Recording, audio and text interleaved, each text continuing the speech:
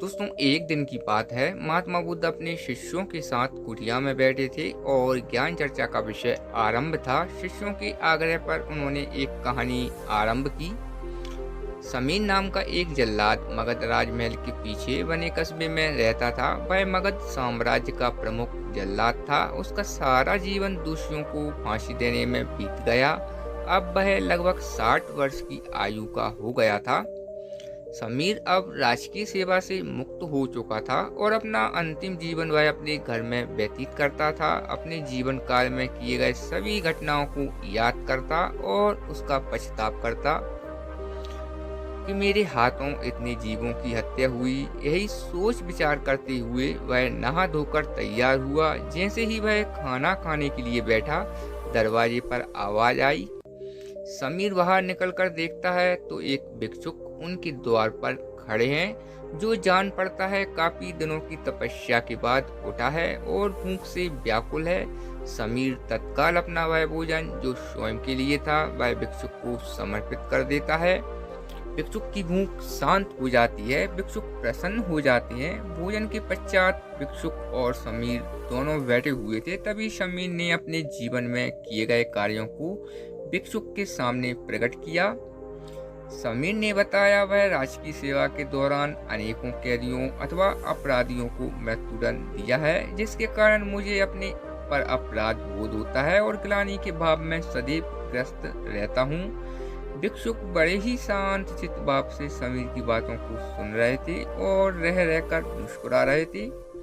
समीर ने अपने जीवन की प्रत्येक घटनाओं को भिक्षुक के सामने रख दिया। समीर की सभी बातें समाप्त होने के बाद भिक्षुक ने उसे दोनों हाथों से उठाया और अपने हृदय से लगा लिया और कहा, बस तुमने यह सब क्या स्वयं से किया है या फिर किसी के आदेश के कारण? समीर बोल पड़ा, यह सब सिद्ध होने के बाद राजा के आदेश पर मैंने मृत्युदंड दिया। बस फिर तुम दोषी कैसे हुए? तुमने तो अपने स्वामी के आदेशों का पालन किया है। ऐसा कहते हुए भिक्षुक ने समीर को धर्म उपदेशों को सुनाया। उपदेश पूर्ण कर भिक्षुक वापस लौट गए। जैसे ही भिक्षुक वापस लौटे, समीर जैसे ही भिक्षुक को विदा कर वापस आता है, उसकी मृत्यु हो जाती है, जिसके उपरांत उसे मोक्ष की प्राप्ति होती है। कहानी अंत करके महात्मा बुद्ध शांत हो जाते। महात्मा बुद्ध के शिष्य इस पूरी घटना को ध्यानपूर्वक सुन रहे थे। उन्होंने महात्मा बुद्ध से पूछा, प्रभु, जिसने जीवन भर अनेकों हत्या की थी वह मोक्ष कैसे प्राप्त कर सकता है? महात्मा बुद्ध मुस्कुराए और अपने शिष्यों को समझाया, जिसने जीवन में पहली बार ज्ञान की प्राप्ति की हो, अंत समय जिसका निकट हो और ज्ञान के शब्द उसके कानों में पड़े हों, वह मोक्ष की प्राप्ति कर लेता है। महात्मा बुद्ध ने बताया, हजारों हजार शब्दों के उपदेश व्यर्थ हैं जब तक व्यक्ति का मन शांत ना हो। मन शांत होने पर एक शब्द से भी ज्ञान प्राप्त हो सकता है। ज्ञान से ही मोक्ष की प्राप्ति संभव है।